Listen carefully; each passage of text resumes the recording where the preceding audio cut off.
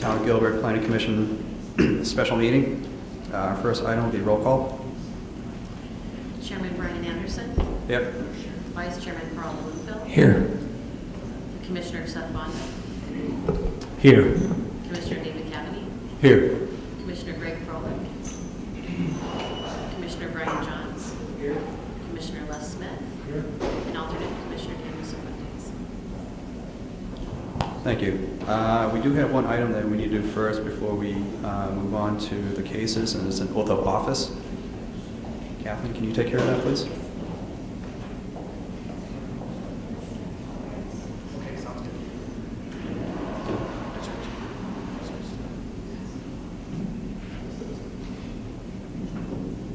Catherine, real quick, while you're grabbing that mic, I wanted to just for the public say that there are speaker slips in the back of the room. If you're here to talk about any of the items, feel free to grab a speaker slip and fill it out, and then we can give it to Debbie in the back there, and then you can make sure that we have your information for the record.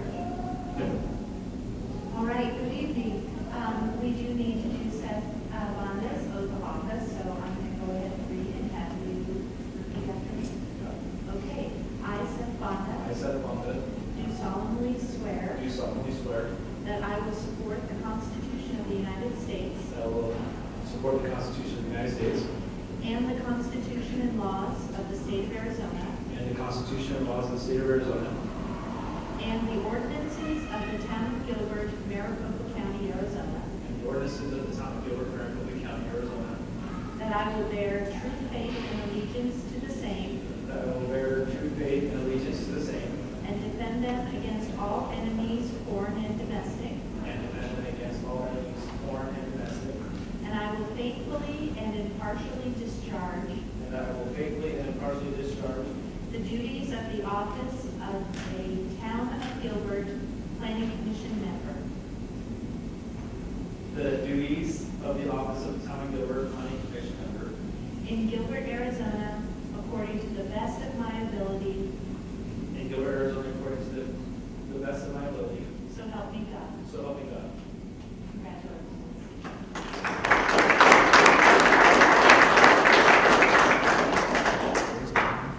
Thank you, Catherine and Commissioner Banda. Congratulations on getting bumped up.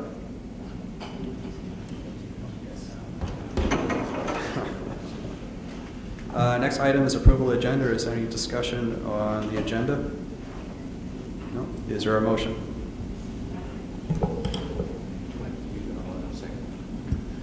Chairman, I move that we approve the agenda as it's written. Second? Second. All approve? All in favor, say aye. Opposed, say nay. Agenda moves. Second, communication from citizens. At this time, members of the public may comment on matters within the jurisdiction of the town, but not on the agenda. Commission board response is limited to responding to criticism, asking staff to review a matter commented upon, or asking that a matter be put on a future agenda. Is there anybody here that would like to address the commission on an item that is not on the agenda? If you want to. Do I need a speaker slip in order to do that? Make it quick. Yeah, you're the only person. I think you can just come up to the mic and speak. Okay, right on. I'll make it quick and easy. I didn't realize it was a special meeting. You guys probably have some kind of the World Series game too to get to. But everybody in my community recently got a letter about a barricade village, or a community that's going to be built. There's going to be a meeting on it next week, the day before Halloween. They're wanting to rezone the area, put in multifamily living, those sorts of things. I really just don't want to miss an opportunity. I told the people at the bus stop and everybody else that I can work with in the community that I would come here today to just check with you guys. I don't want to miss an opportunity for us to voice any concerns we have about multifamily living coming into our adjacent to us that's set right now for single family dwellings. So I don't know if that requires that I get on the agenda for a later day or what that is, but I want to get it here today and at least make it known that this is something that of the 20 or 30 neighbors I talked to, everyone is concerned about and will be at some point probably. And also just to make sure that this in fact is the forum where such a concern would be addressed. Okay, thank you for that. Catherine, is that something that you can help this gentleman with? Yes, and could we please ask for your name and city of residence for the record? Yes, my name is Eric Ames. I spell Eric weird. It's A-A-R-I-K. Last name is Ames, A-M-E-S, and I live in Gilbert. live at the Lindsay and Ocotillo intersection. This development is going to be at the Ocotillo and Bell Vista intersection on the northwest and southwest corners. And I do believe you received a neighborhood meeting notice, so that is the first step in the process. Okay. Then you will receive additional notices as it moves forward, once they submit a formal application. And then there'll be a hearing before the planning commission and also before the town council. Okay, so we wait for the developer to submit something and, Right, their first step is always to start with the neighbors. okay, fantastic. So, But this is with that person. you should attend those neighborhood meetings, though, and voice your concerns, and sometimes the developers will make some adjustments based on the neighborhood, so Yeah, be sure to attend that. Yeah, okay, good. And I spoke with the lawyer, it seemed as though he was going to be painting the lens for everyone himself. In fact, he very specifically told me not to come tonight. So I didn't want him to have an opportunity to kind of follow the lens of what maybe the community is thinking, that he was the only one to be presenting it. Thank you very much.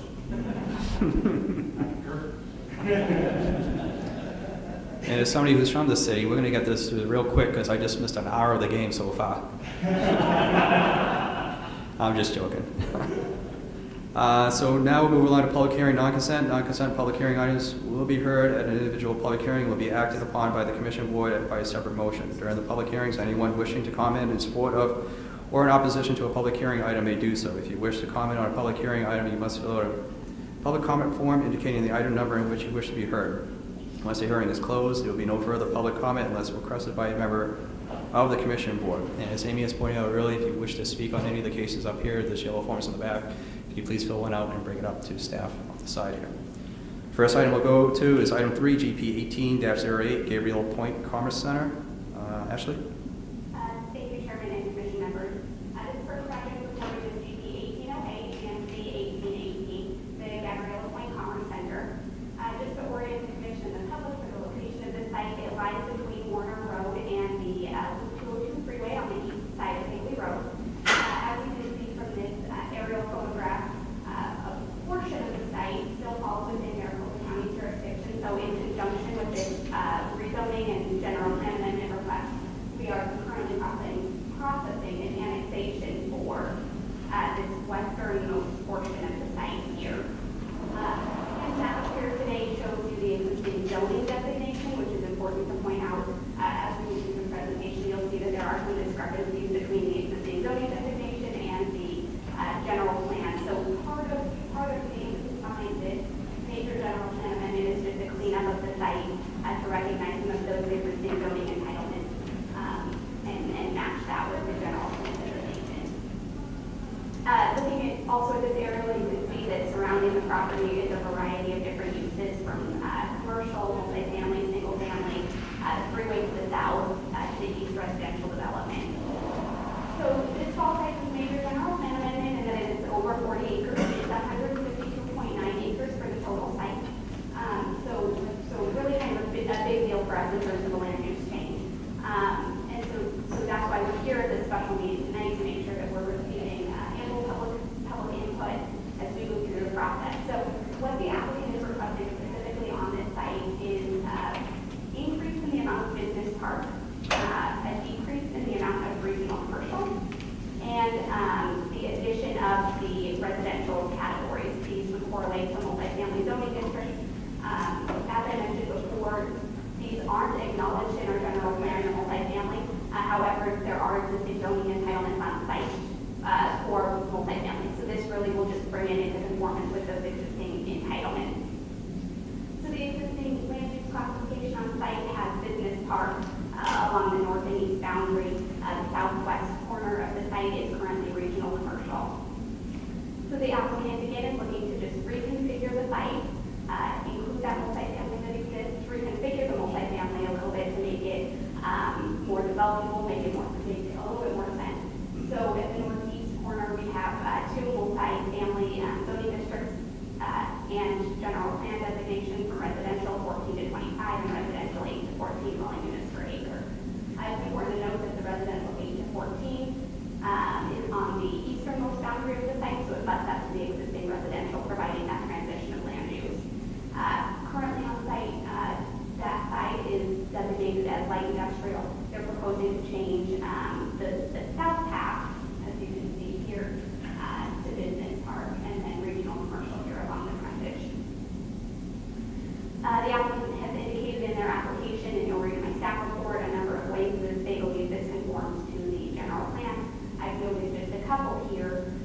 Goal 1 of the general plan to promote Gilbert as a community in which children work and play. And they believe that this meets this by providing a balance of housing types, employment opportunities, as well as accessible retail and services. They also believe that this meets goal number 5, promoting commercial, retail, and employment. And I anticipate the applicant will go into a little bit more detail on that.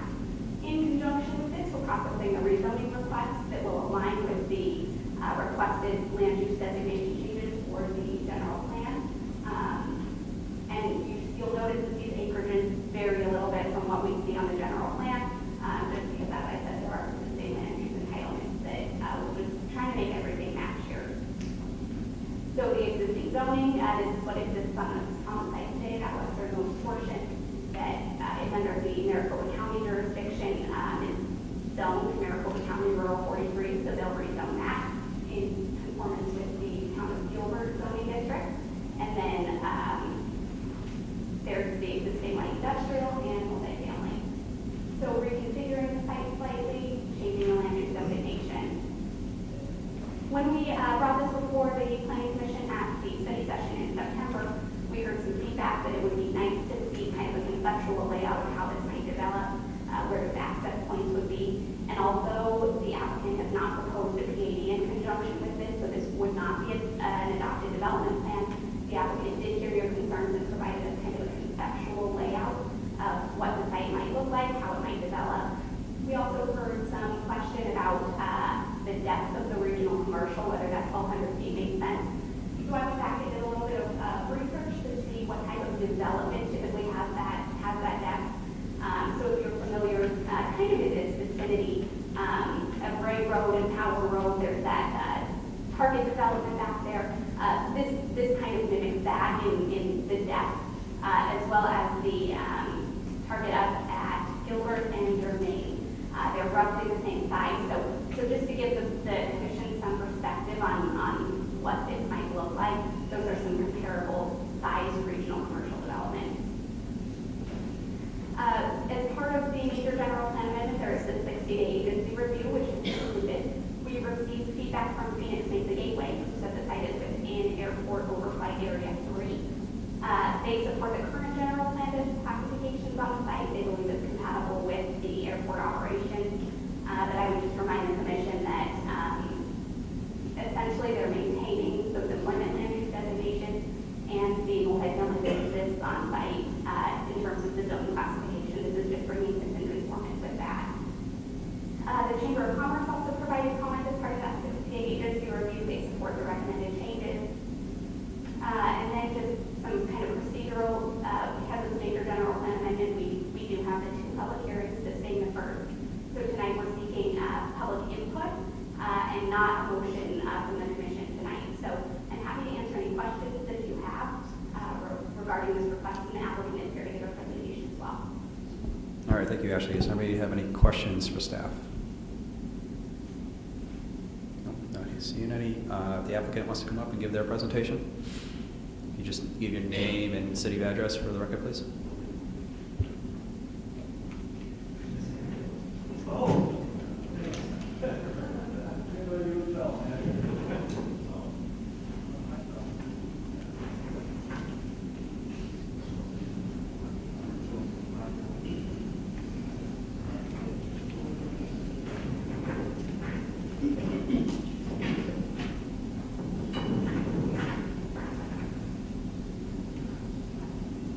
Mr. Chairman and members of the Commission, Greg Davis with iPlan Consulting, and I'm here on behalf of the Michelin family. Also with us tonight is, this is our development team, but here tonight is John White. He is one of the land brokers that the Michelin family has talked to about the site. And for the record, my office is in Gilbert, Arizona.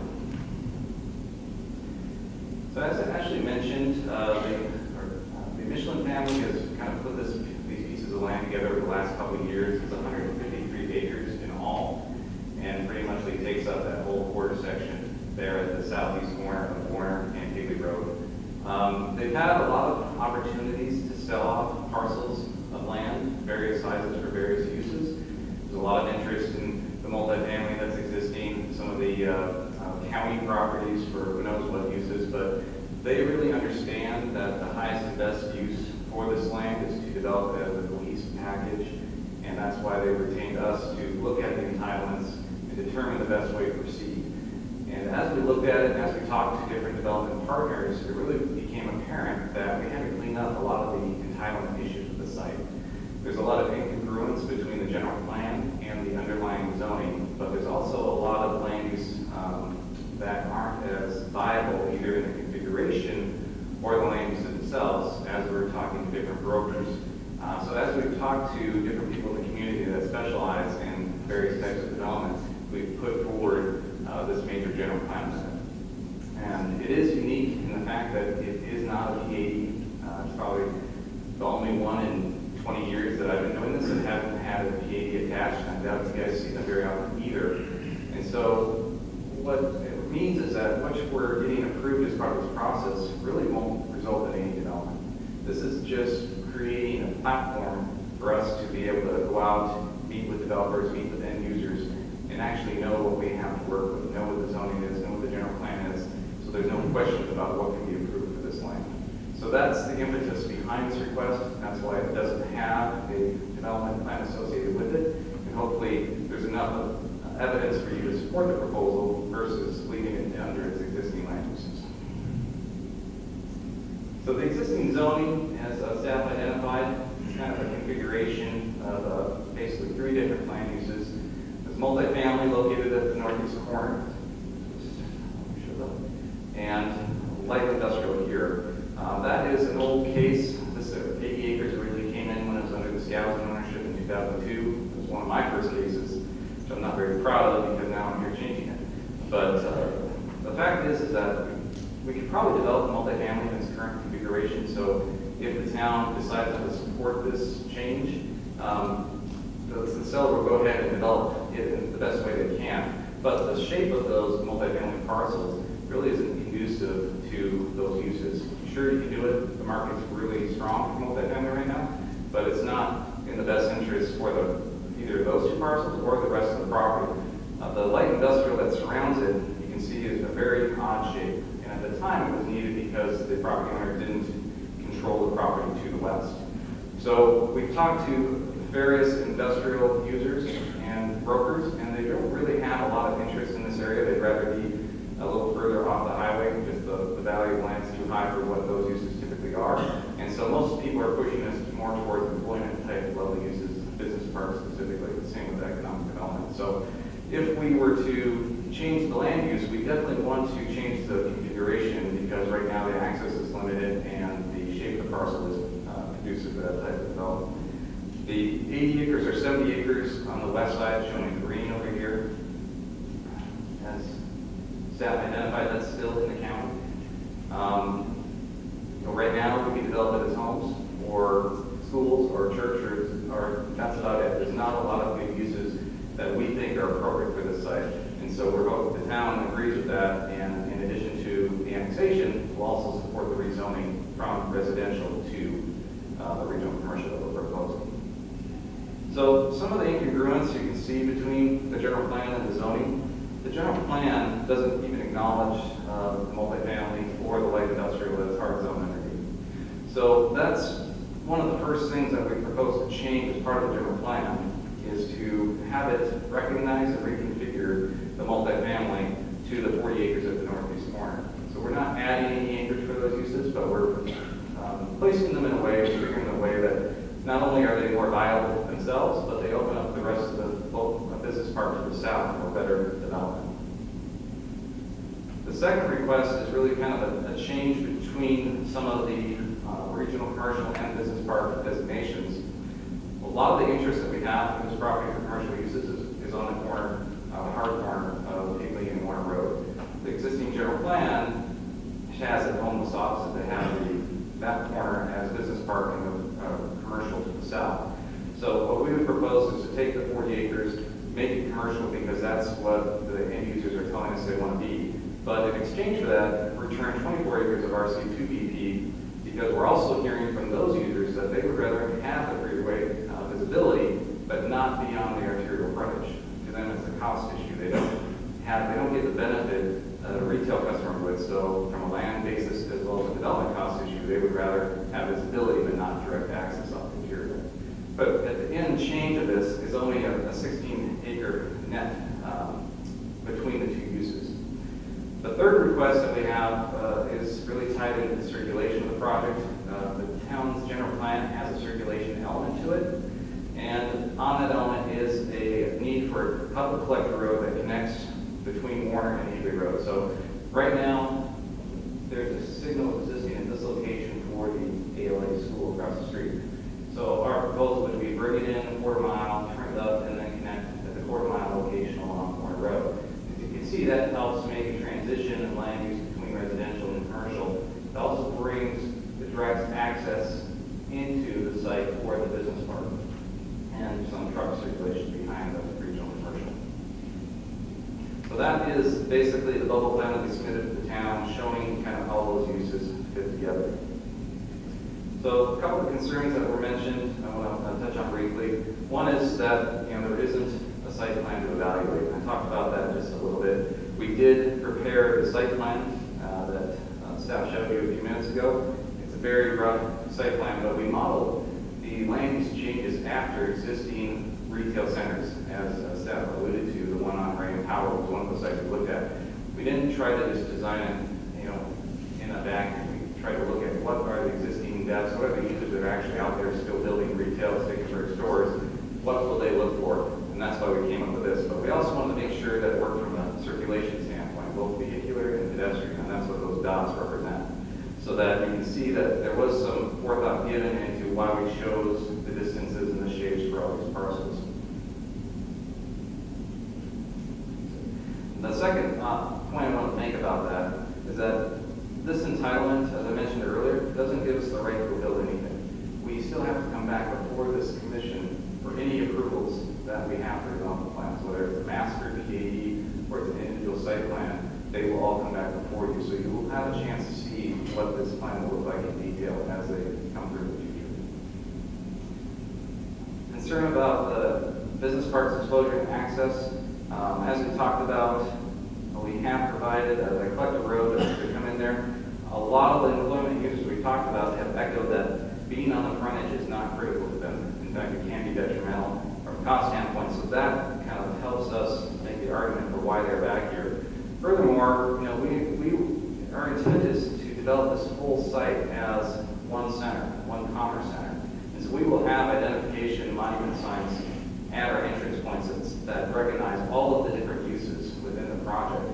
And the best example I can show that is Brickylawn, which is a very similar situation. For those that aren't familiar with it, it's on Gilbert Road, just north of the 202, so just a couple miles away from the site. And you can see it's almost the exact configuration. They have all their commercial along the frontage on Gilbert Road here, and then the business park is located in the back.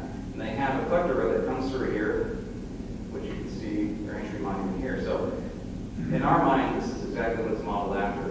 When you're in the real world, you don't necessarily see the divisions between colors. You see the project that it's developed. So our intent is to follow this model, and this is an example of how it works, and you can go out and see it and see that it's a successful project. Third question that came up was a concern about, is there too much regional commercial? And when you look at our land plan, initially it looks like a big blotch of red. But as I've explained, it's really only a net change of 16 acres, and from the feedback we're getting from the retail brokers, there is demand for that amount of acreage. The total acreage we're talking about is about 55 acres of commercial, which is smaller than the Power and Ray Center, smaller than the Walmart Center, so it's actually not that large of a power center. So we think that it is viable use, and it still is less than the amount of BP acreage on the site. So we're not trying to just get rid of the BP, stick in the back corner, and focus only on the retail. We really think cohesively they'll develop together in a better way that equalize each other and more successful. And the final thing I want to mention on that is that a lot of the uses that we would envision coming here, more employment, office type of uses, are allowed in the RC zoning district already. So to us, it's a no-brainer, because not only do we get to try for the higher and better retail uses, but if we can't get those, we can still have those BP uses that we would have if the BP zoning was in place without having to go through that zoning process. One of the specific questions that was brought up was regarding if we couldn't develop all the RC, how can we prevent that from becoming multifamily? And I know that's a kind of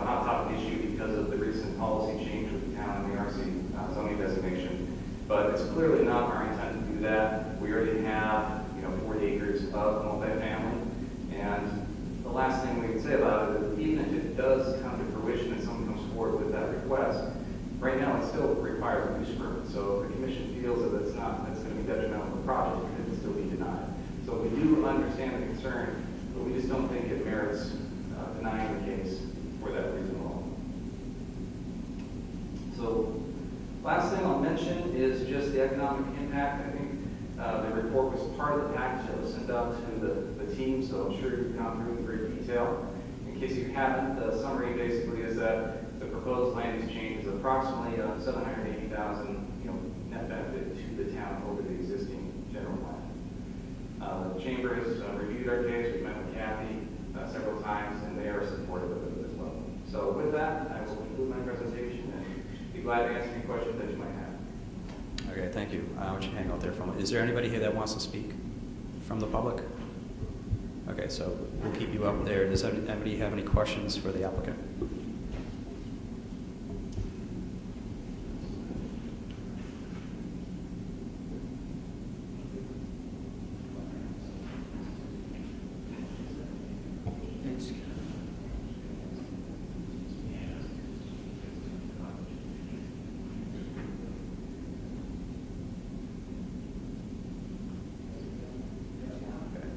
All right, Ms. Davis, I think we're good.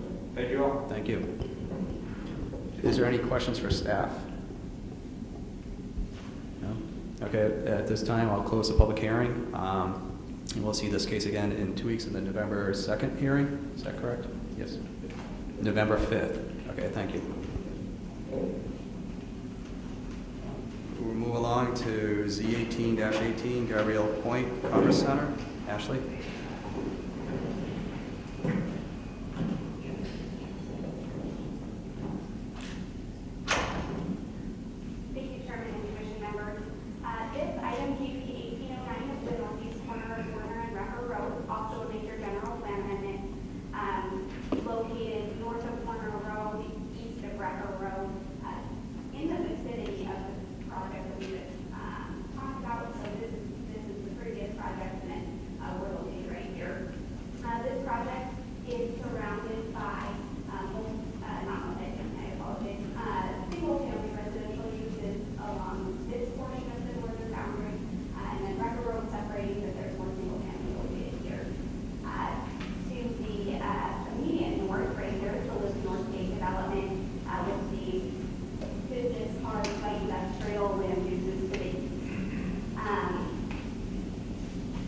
This major general plan amendment is on 124 acres.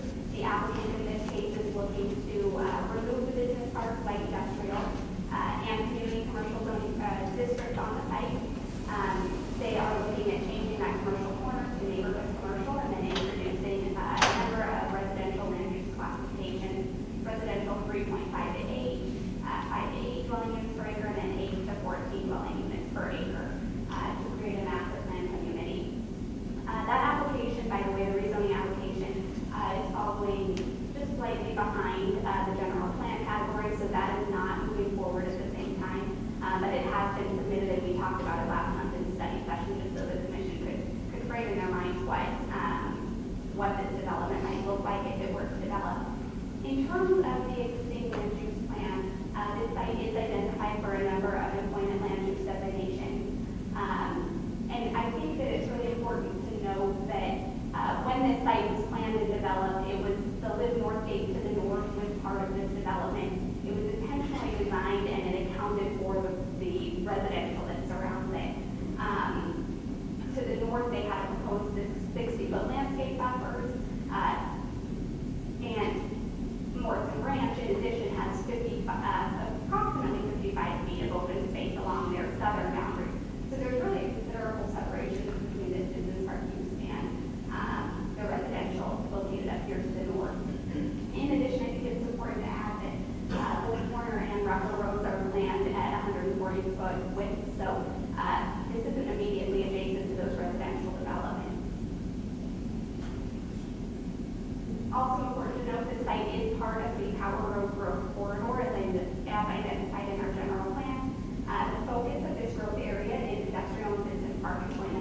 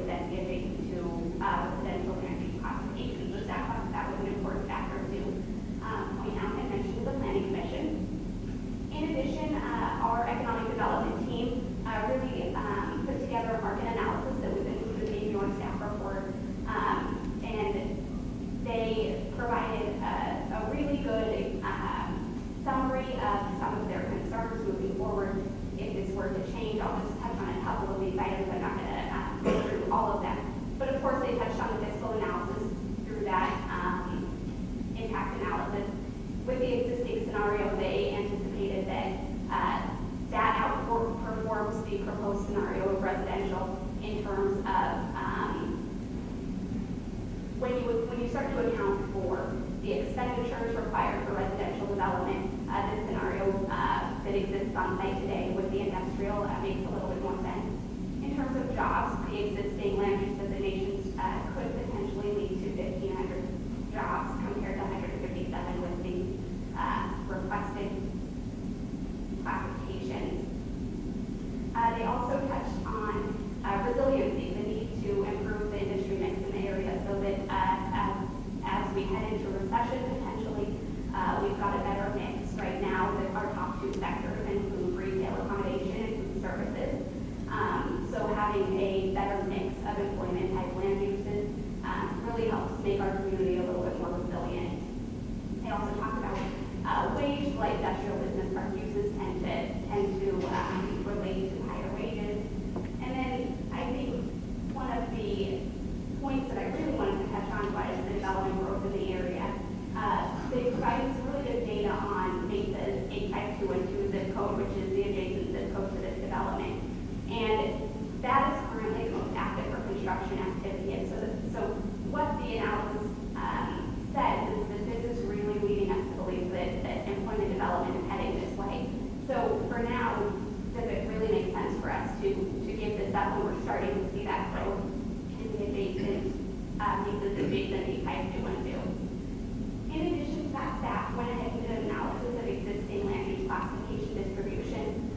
You'll notice these numbers vary just a little bit from what's in your staff report. In your staff report, I broke vacant and non-vacant land uses. This is just the town as a whole. So single-family residential makes up the bulk of our town, as you might suspect, at just under 70%, with the employment land use designation in red at 4%. So staff is really concerned at the idea of losing this employment land use designation in favor of single-family residential product. And I think if you take a look at my staff report, there's approximately 2,000 acres of vacant zone residential development. So there really hasn't been a compelling argument made to why residential needs to occur on this site and why it doesn't work on a site that already has the appropriate entitlements. The applicant, I wanted to share the applicant's development plan so that you kind of have context again for what they would propose if this project were to move forward. This is the plan that is in review with staff at this time. You can see that they've got a variety of products offered and that commercial corner. So while this is a development plan that offers a lot of benefit, I think staff at this time believes that there's no real compelling argument on why we would want to change from our employment designation. In addition, we reached out to the same agencies as we did on the previous case as part of our agency review. Received the same feedback from the PhD Gateway that this is within airport overflight area 3. In terms of the Chamber of Commerce communication, they will be discussing this item tomorrow, so we will have that feedback from the Chamber of Commerce at your next Planning Commission hearing. So with that, I'm happy to answer any questions that the Commission may have. Thank you, Ashley. Does anybody have any questions for staff? Commissioner Kevin. Hi, Ashley. So can you go back to that slide where you showed the impact across the street? And talk through, yes, that one. So who is on the right side there? Is that Mesa on the right side? Is that the 85212 we're talking about? That is not. That is Commissioner Kathy. That is also the town of Gilbert. Okay. Let me maybe go back to the aerial vector. So Tower Road here is the boundary line. So this is Mesa here. Oh, okay. And I apologize. When we come back to our next Planning Commission, in the market analysis, there's a really good map that shows those zip codes. So I'll make sure to include that as we go to the next area. But 85212 is. It's just to the right there. Okay, got it. I see that. And so talk to me just a little bit more about that impact. How wide is that? And I guess these are other property owners presumed, and they would be impacted pre-development, so they would, in anything they're planning, would have to consider that. That is correct. If they were to come in and rezone and perhaps do a PAD or something to that effect, they could request a deviation. I don't know that that's something that could be supported moving forward. I will add, and the applicant may touch on this when we get up there, we did meet, they had proposed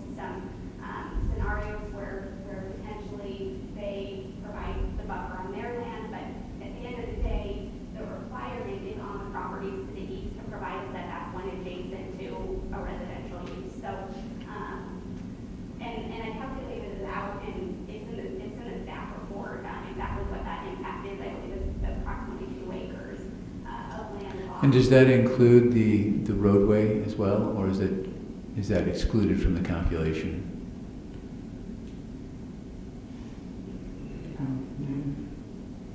So it'll depend as this moves forward. I mean, this is really a conceptual plan, so we haven't looked at it in Sure, any no. level of detail. But when this property comes into development, if the boundary line is located here, they have a 75-foot setback to the non-residential use from their property boundary. Mhm. So if this full roadway is designated as residential, then it starts at their property boundary, that 75-foot setback. And if that weren't designated as residential, if that were retained as some commercial use of some kind, whatever it is, that would be included in the buffer then, right? So, They wouldn't have a 75-foot setback if it Oh. wasn't residential. got it, okay. Okay, thank you. Thank you. Anyone else? Commissioner Johns.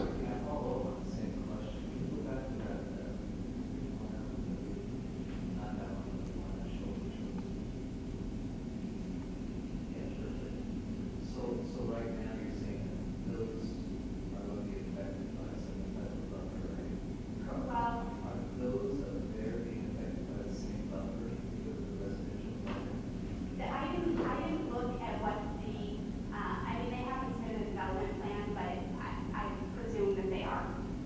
And none of this is the development structure. That's correct.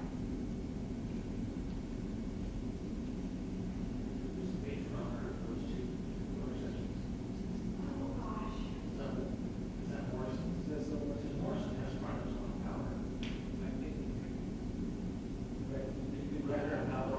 Yeah, I haven't included, but I have to look at it. But these are the same owners. No.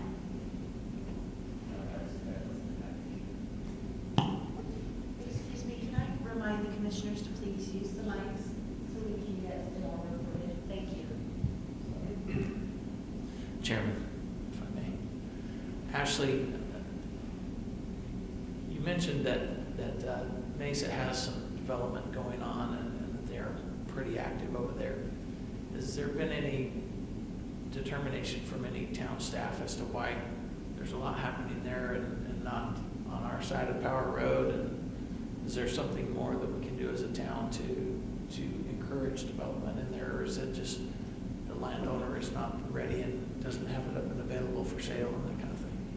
That is a great question, and one that I would prefer to get back with our economic development team before answering. I believe they will be at your next hearing, but I'll verify it. If not, I'll have a better answer for you. Thank you, Ashley.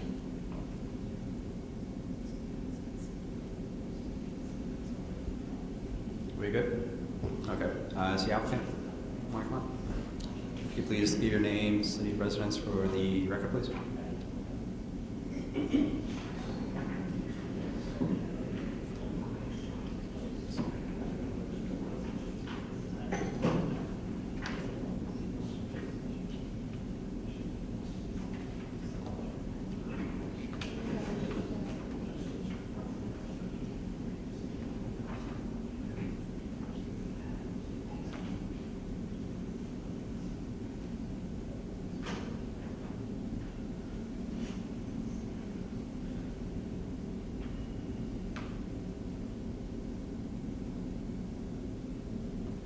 Okay, Mr. Chairman, members of the commission, thank you for the opportunity to be here tonight.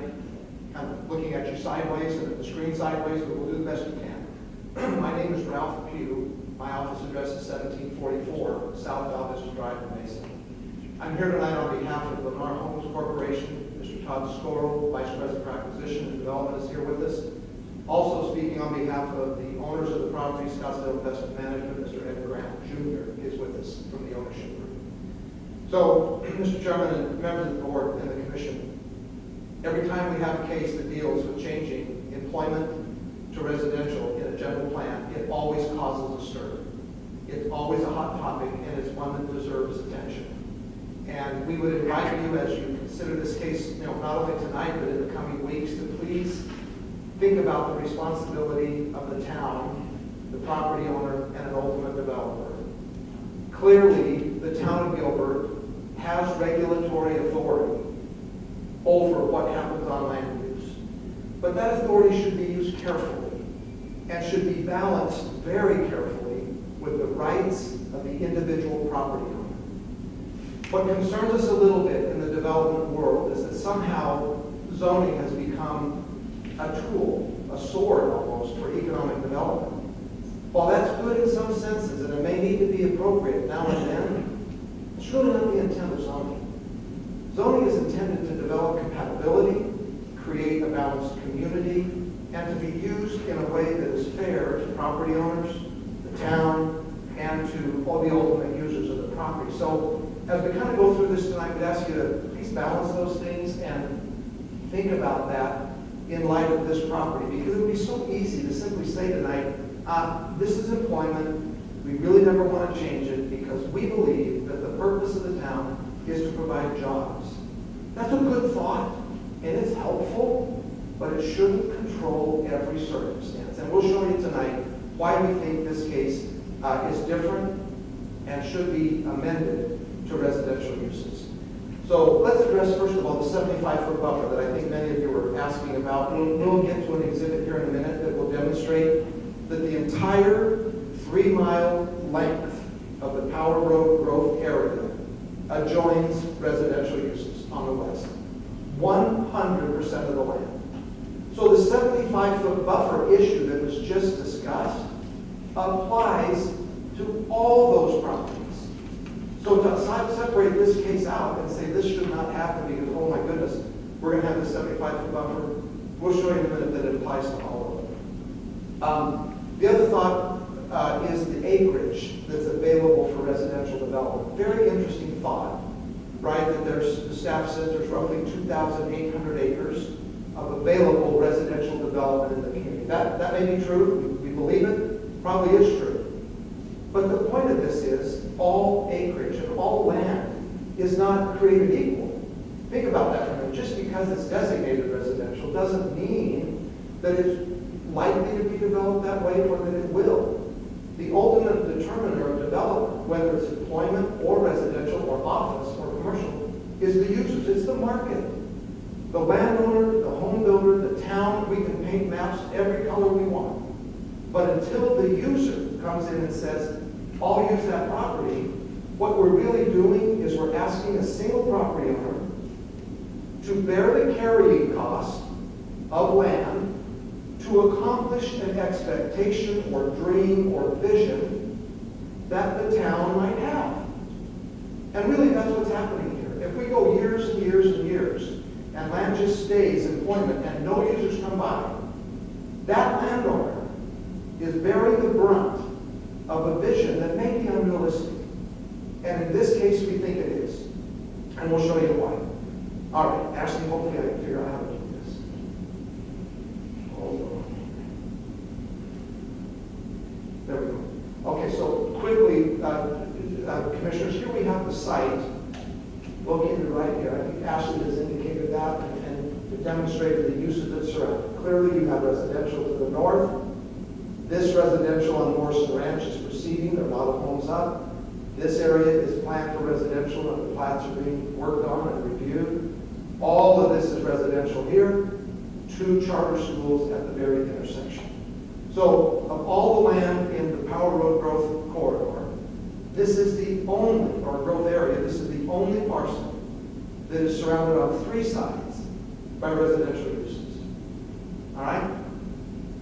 So let's go to the next one. So the interesting thing is, we were somewhat criticized in the Economic Development Report for our history of the entitlement of the site. Honestly, we just got that from the staff report. So the economic study that the Economic Development Department put forth actually talks about land uses that go back to 1993, which is fine, but we didn't go back that far. We just went to the time of annexation. So this land was annexed in 2003, it was zoned in 2004, and this is what it looked like. This has been our point all along. So in 2004, the property that you see here, the northern half of it, was residential, 5 to 8 units to the acre. The southern half was business park and community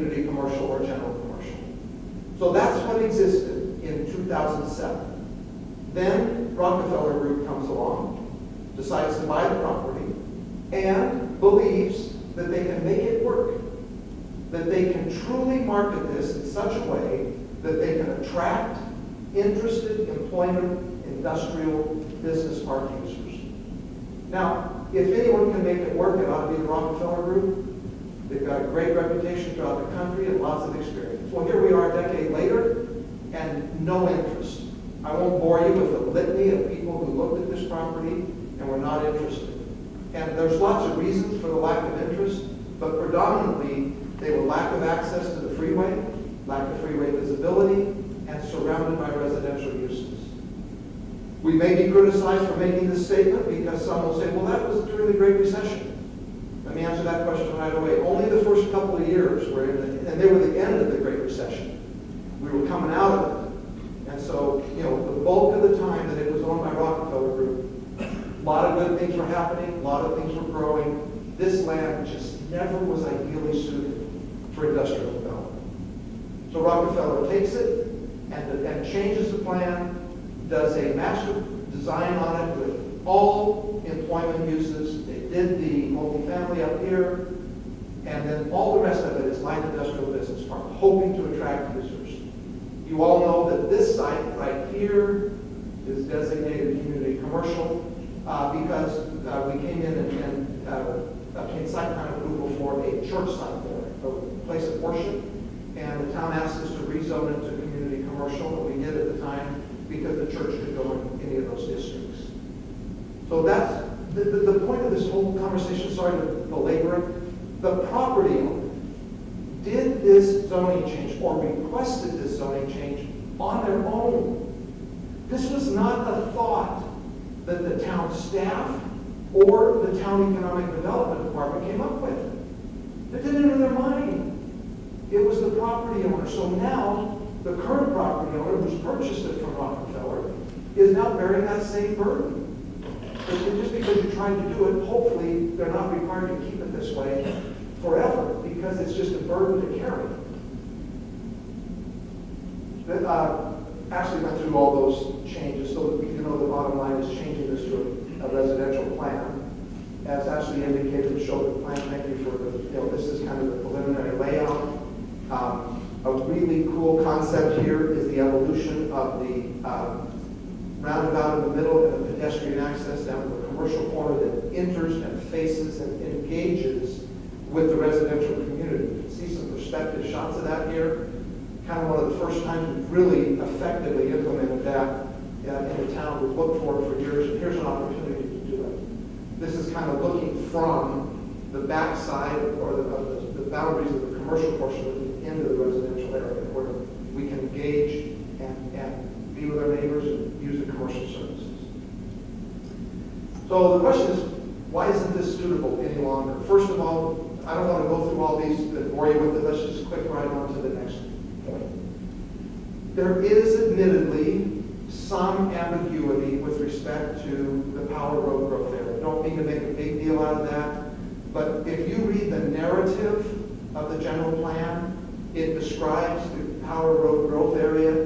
That's what you see in green, a half a mile west of Power, half a mile north of Elliott, and a quarter of a mile north of Williams Field Road. It's a perfect rectangle, and that's how it's described, as you see here, narratively in the general plan. The exhibit that Ashley showed you is actually correct also. That's an exhibit that's in the general plan that shows this land that we're talking about tonight as in the Power Road growth area. So whether it is or isn't is not our point tonight. Our point is it's time to change it to residential uses because it just doesn't work for the employment purposes. Here's an interesting thing too, just for the sake of discussion. Growth areas are in your general plan and they are vetted, debated, talked about in open meetings, ultimately voted on by the planning commission, ultimately approved by the council, ultimately voted on by the community. Those are called growth areas. Then you have these things that are called, these plans, employment corridors. These employment corridors are not They are not voted on by anybody. They are declarations that are made by the Economic Development Department. As they look at the town, they envision where development for employment can occur. So here's what we found as we looked at this, and it just struck us as very interesting, commissioners. This area up here is called the Gateway Employment Corridor, and it incorporates most of the Power Road growth area, along with more to the south, and then it goes all the way from Power over to Higley. And we're asking ourselves, that really is not what it looks like. So we met with Economic Development and asked them about it, and they were kind enough to appropriately change the plan. So they then produced this exhibit, which demonstrates, now this is really the Gateway Employment Area. Well, that was a nice try, but it's still not accurate. It still demonstrates that there can be employment uses all along the north side of the freeway. In reality, commissioners, here's what it really exists today. That land north of the freeway, everything you see in red and west of our property is all residential. So there really is no gateway employment corridor that extends west from Power. There may be a corridor that is parallel to Power and kind of the same general area as the growth area. That's fine. But we just didn't want our land being shown in an area where the town or the council or you as commissioners think, oh, that's an employment area. We've got to preserve it. It's really not. Here's another telling fact. If you look at the light industrial and business park development that has occurred in the town, except for the older development areas that occurred between Guadalupe and Elliott and Cooper and Gilbert, kind of the older employment area, most of all of employment development has occurred within a half mile of the freeway or along the railroad corridor somewhere. It has not happened outside of that area. Certainly, it wouldn't be expected to happen where you have a freeway, residential, and then employment uses above it. That makes no sense. And so we just wanted to point this out, that that's where the pattern of development has occurred. Here's another issue that makes it really complicated. So our site is right here. If you want to get to this site and you're an employment user, you have no freeway access. None. Here is the Power Road freeway off-ramp, and over here somewhere, they say you can't quite see it at an angle, but that means it's 1.5 miles off the freeway to get to our site. And clearly there is zero visibility from the freeway to our property. Okay, we've talked about the prior marketing efforts of Rockefeller. We belabor that. We just believe if anybody could have done it, they would have and could have. Now, opportunity zones are unique things, commissioners. In 2017, Congress approved and the President signed the Tax Cuts and Jobs Act. That was a very important piece of legislation because it, among many things, created what are known as opportunity zones. I don't want to bore you about what that means, but the summary is a deferral of capital gains, a step up in basis, and certain deductions for capital improvements and equipment. And it gets approved by a local municipality submitting an application to the federal government to approve an area for an opportunity zone. So let's show you here briefly what's happening in that regard. The Wall Street Journal, Forbes all indicate, look at the Forbes headline, triple play tax break, new opportunity zone, funds and cut your taxes in 3 ways. Great publicity from all of these major nationwide publications promoting this. So here's what happens in the town. Here is the one opportunity zone that exists in the town. And that's the one I was telling you about before. Here's Guadalupe, Elliott, Cooper, Gilbert, kind of the older traditional area. So there is an opportunity zone. Now let's put that in context with the property we're talking about tonight. So there is the existing Here's our property. We are 1/4 the size of that, and we're 5 miles east of it. All right? So now the question is, how does this parcel, the owner of this land, Scottsdale Investment Management, how do they go find users and who do they compete with? The certain truth of it is they do not simply compete with other property in Gilbert. They compete with a regional area. And now look at what's happened east of Power Road. So here you see our parcel, 120 acres, a half a mile west of Power. Here's Power. All of this acreage here. I didn't even add up the acres, right? I mean, it would take forever to count, but thousands and thousands of acres. And it's all in the city of Mesa, and it is all approved for opportunity zone. So how do you expect the owners of this property to effectively compete with all of the vacant land, roadway improvements, freeway connection here to a new freeway that's going to extend out to well beyond to Meridian at least, and hopefully further? Imagine the confluence of those freeways and the energy and the synergism that's going to come from development there when people can save taxes and save money in this huge opportunity zone. We urge you to think about that, and please consider the economic disadvantage that this property has today. Residential adjacency, one of our favorite topics here for a moment. This is a shot of the Power Road growth area in green. Our parcel with a star on it, so again, we acknowledge and admit that the exhibit in the general plan shows our land in the Power Road growth area. But let's look at it. Notice everything to our north and south, kind of that orange rusty color. It is all residential, except for our piece. And so to say that the Power Road growth area properties that have not yet fully developed, I mean, honestly, we all want the Power Road growth area to be successful, right? We hope it makes it. We want it to be good. We all hope Power Road would perform. It just hasn't yet. But please don't criticize our piece or say we're somehow different, because to be totally consistent, we should be residential with everything else that's adjacent to the Power Road corridor. And that kind of takes us back to the 75-foot setback issue. Every piece of that corridor has the same issue because it adjoins residential on the west. Here's another interesting thought, just kind of curiosity. So I've been told about Record and about Warner. I've lived in this community, forever, and lived in Mesa and familiar with Gilbert. So I drove it the other day. So if you live anywhere out of this area where our property is, this is Record Road, okay? So now you're a business and you want to locate in Gilbert.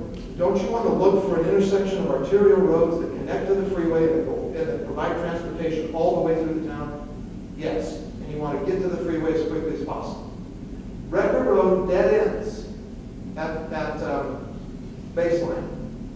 It is 100% residential, churches, schools, or some degree of small neighborhood commercial uses.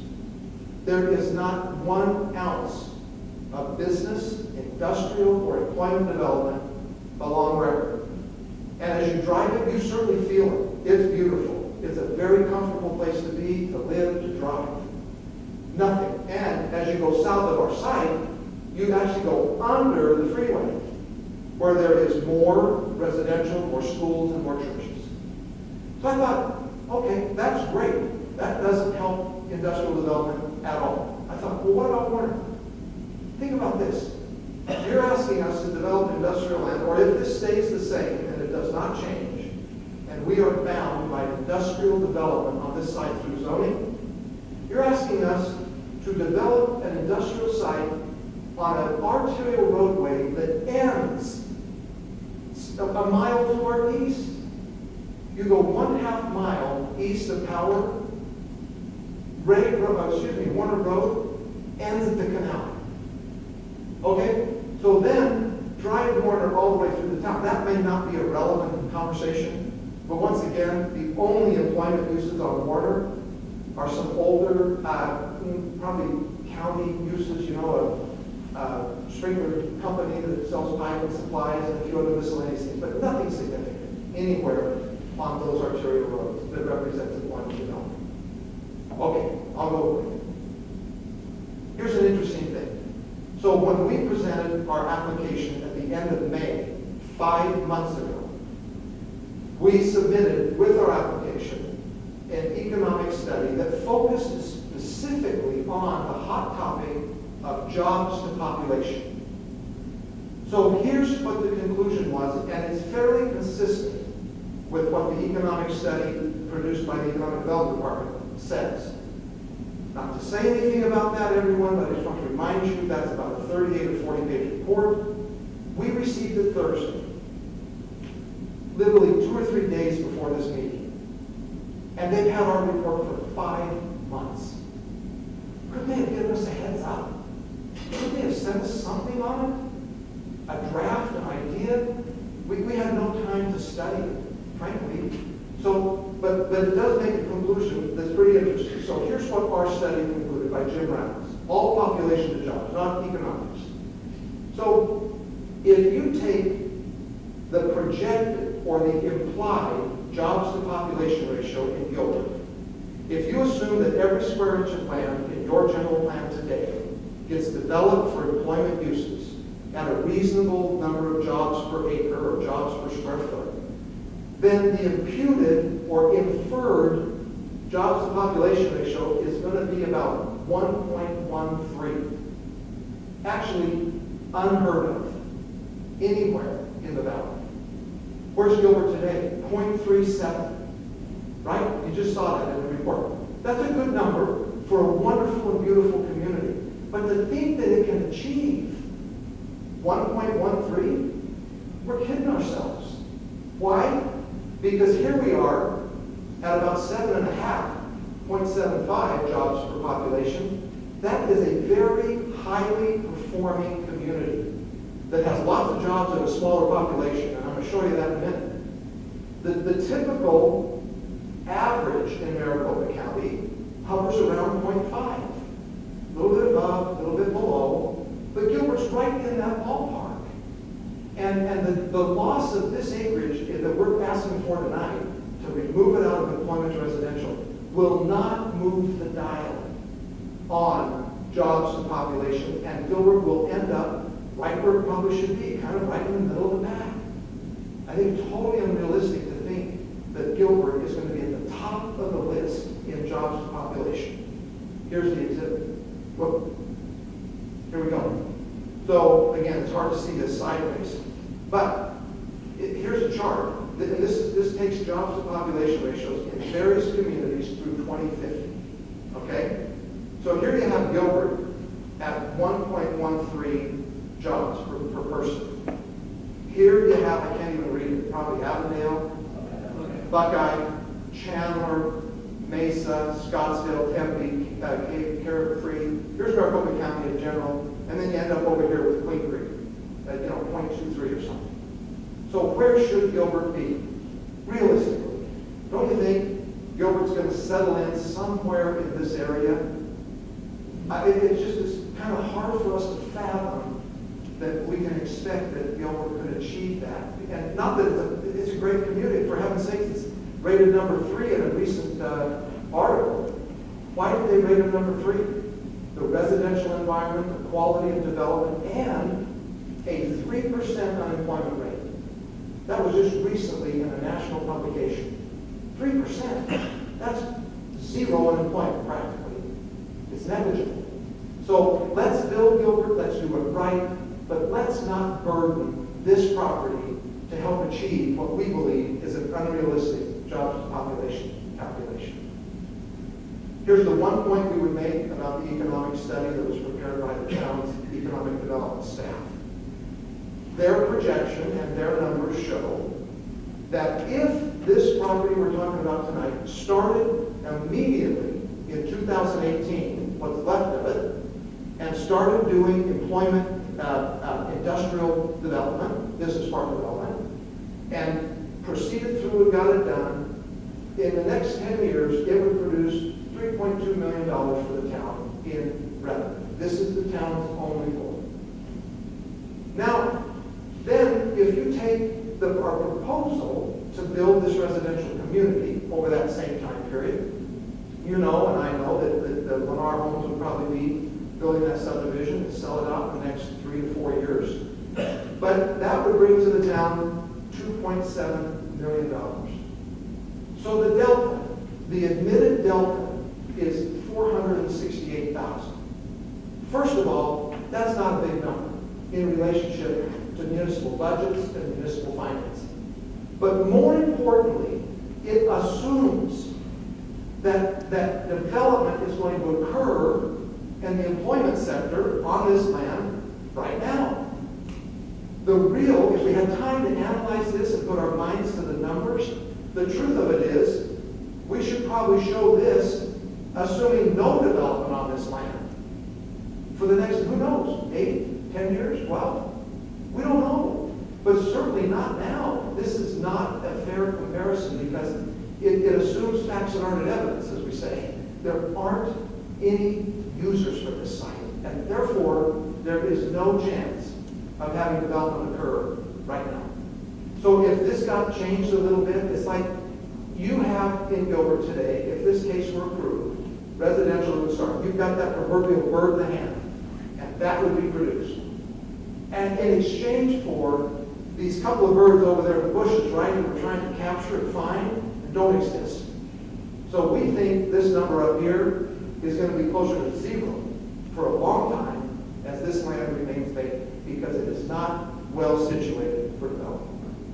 Okay, a couple of last points. I love it when the airport chimes in and reminds us that there's aircraft and there's noise. And boy, this is really not a bad idea, don't do it. Please note, Commissioners, this area, you see, these are contour lines in here that have to do with decibel levels. They're airport overflight areas 1 and 2. And they are very proximate to the runway. Their shapes change slightly based on aircraft, improvement in engines, etc. But our property lies outside of those contours. It is in Area 3. I just want to show you. You see, here's the runway. You see all this blue out here? I mean for miles and miles and acres, clear up past the freeway, clear up into Mesa, over here. That's all Area 3. We're in the same area. And so to try to write a report being critical of this use because of its proximity to the airport isn't really fair because we're in the same boat as if you lived over here 4 or 5 miles to the north or down here 8 or 10 miles to the southeast. All in that same impacted area. So what we would do, you have to do a disclosure, a note on the plat, and a sign in the sales office. But there is no prohibition for residential development in AOA3. Okay? Finally, I'm going to end with a really interesting picture. All right. Here we have the intersection of Warner, Redwood. Now, that's what it looks like today, right? It was probably, I'm just going to make a guess here, it may be one of the last signalized intersections with string lights like that. There may be more, so I could be corrected on that. Let's assume there are more. But isn't it interesting? If the town really thought that this 120 acres is just absolutely vital for economic vitality and strength and growth in the town, wouldn't they do something to promote it? Maybe put a traffic signal in? Maybe kind of make it look like a respectable intersection? Like somebody would really want to go there and kind of be enticed to this area? And I realize that signals get built based on development. That's clearly the case. But certainly, if the town wants to move things along a bit, there's things they can do. And frankly, at this location, nothing has happened. Nothing to help promote it. And so, Commissioners, sorry to take so long, and thank you for your patience, but we very much respectfully ask that you really consider this case carefully and recognize that there is no reasonable opportunity for employment development. And in answer to the staff's question about why don't we go find one of those 2,800 other acres of residential, the answer is this is Morse Ranch. This is right by it. This is the old Beatty property, right? which was a cousin to the Morrisons. So when we did, and I helped the Morrison family do Morrison Ranch, the Beebe property was in what's called the Morrison Ranch character area, but it was not part of the Morrison Ranch PA zoning case. But this is the ideal spot for residential development, and that's why the nation's largest home builder wants to be here and develop a really cool, modern new plant in Tucson. So thank you, Mr. Chairman. That's it. Thank you for not falling asleep. I'm done.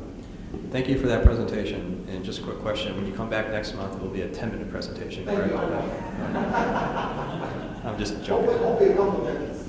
Okay. Is there anybody from the public that wants to address the commission right now? I'm not seeing any. So does anybody on the commission have any questions for the applicant? Commissioner Kennedy.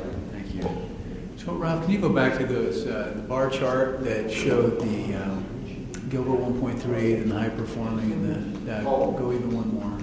Yeah, there. So just to make sure I understand, and I think I do, but just, so these are at full development, the anticipated jobs to employment. So, okay, so if everything that is currently zoned commercial of some kind, employment of some kind, were developed out, this is the estimated. That's the estimate that Mr. Rounds made. Got it, okay, okay. And so, yeah, anything else that changes in the town will impact that at some point, but right now, that's the best we could do if we do it. Okay, got it. That helps, thank you. Anyone else? You guys good down there? Okay. Mr. Pugh, thank you for your time. So at this time, we'll close the public hearing for case UB 1809. There's nothing further, so just to remind everybody, these cases will be heard again next month on November 5th. Encourage you to come back and participate in that. And at this time, we will adjourn.